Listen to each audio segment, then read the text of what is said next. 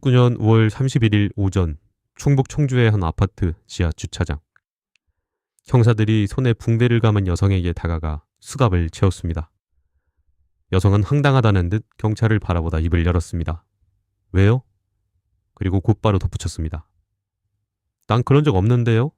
제가 오히려 당했는데요? 이 여성이 체포되기 2주 전부터 무엇을 준비했는지 지금부터 말씀드리겠습니다.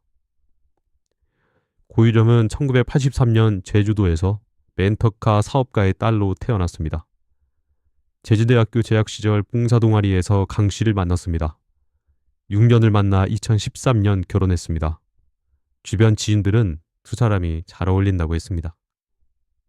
그러나 결혼 생활은 달랐습니다. 고유정은 강 씨에게 폭언과 폭행을 반복했습니다. 핸드폰을 던지고 칼로 협박한 적도 있었다는 증언이 나왔습니다. 참다 못한 강 씨가 먼저 이혼 소송을 제기했습니다.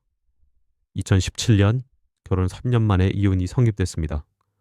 아들은 고유정이 데려갔습니다. 강 씨는 매달 아르바이트까지 해가며 양육비를 꼬박꼬박 보냈습니다. 그리고 법원에 면접 교섭권 소송을 냈습니다. 고유정은 재판에 3차례 불출석했습니다. 나중에 출석해서는 법정에서 소리를 지르며 난동에 가까운 소란을 피웠습니다.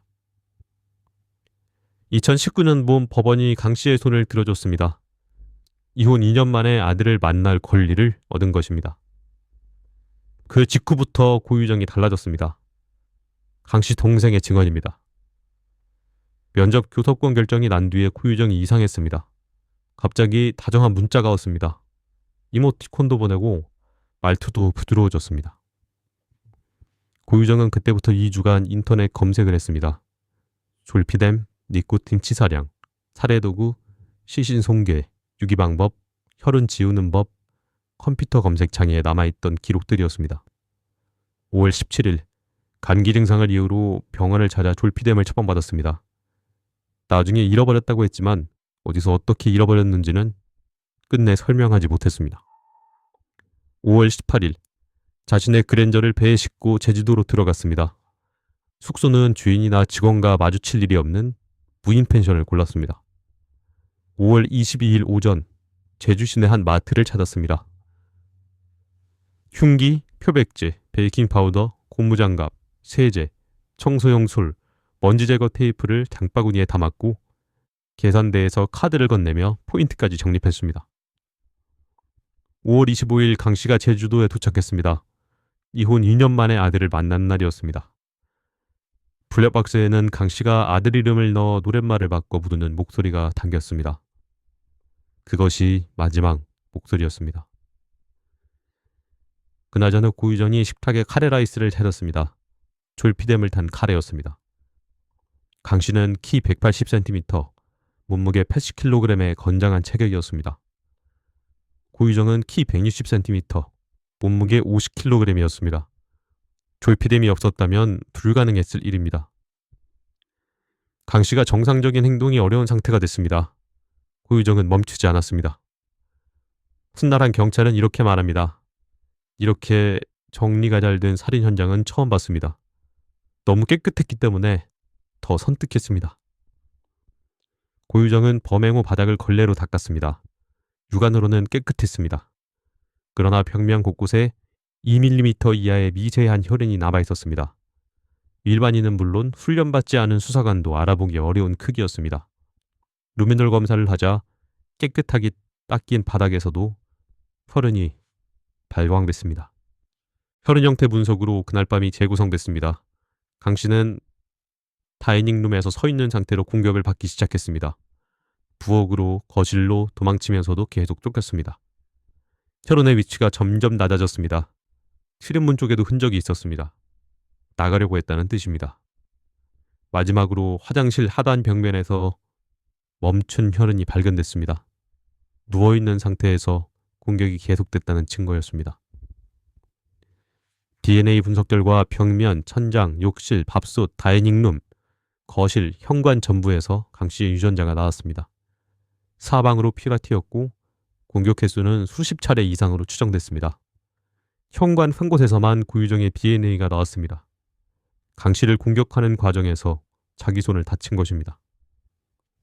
그 손에 붕대를 감고 있던 것이 체포 당일의 모습이었습니다. 5월 26일 낮, 고유정은 아들을 친정집에 맡기고 다시 펜션으로 돌아왔습니다. 그때부터 사흘 동안 시신을 훼손했습니다. 이 과정에서 강 씨의 휴대폰을 꺼내 자신의 번호로 문자를 보냈습니다. 내용은 고소하지 말아달라는 것이었습니다. 강 씨가 잠적했다는 인상을 심으면서 나중에 사건이 드러나더라도 정당방위를 주장할 근거를 동시에 깔아 넣은 겁니다. 다음날 오전 펜션을 말끔히 청소하고 퇴실했습니다. 5월 28일 오후 3시 30분, 사흘 전 물건을 샀던 마트로 돌아가서 범행에 쓰고 남은 표백제와 테이프를 들고 환불을 요청했습니다. 이후 다른 마트에서 비닐장갑과 종량제 봉투 30장을 샀습니다. 저녁 8시 30분, 완도를 향하는 여객선에 올랐습니다. 배가 출발하고 1시간쯤 지났을 때 고유정이 여행용 가방을 들고 선미를 나갔습니다. 7분 동안 봉투들을 바닥에 던졌습니다. 여객선 CCTV에는 그 장면이 찍혔습니다.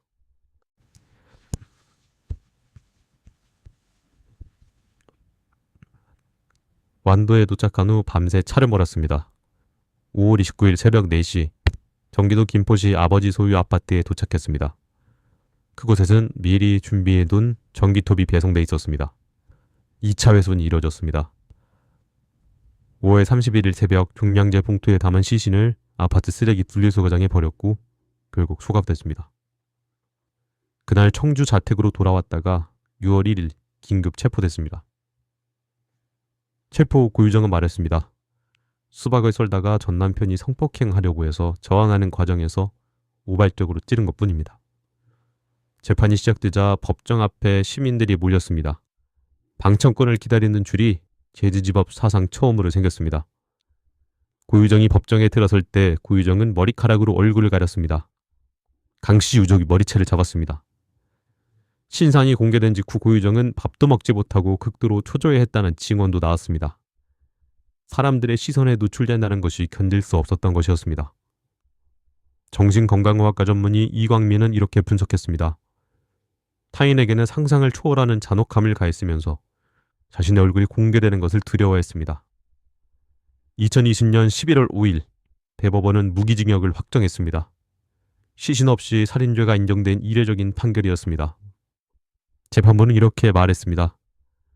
치밀하게 범행을 계획하고 계획에 따라 피해자를 살해한 다음 사체를 성괴하고 인닉했음이 충분히 인정된다. 강씨 유족은 말했습니다. 반성조차 없는 행태를 보면 무기징역은 한없이 가렵습니다. 피해자 강씨의 시신은 끝내 발견되지 않았습니다.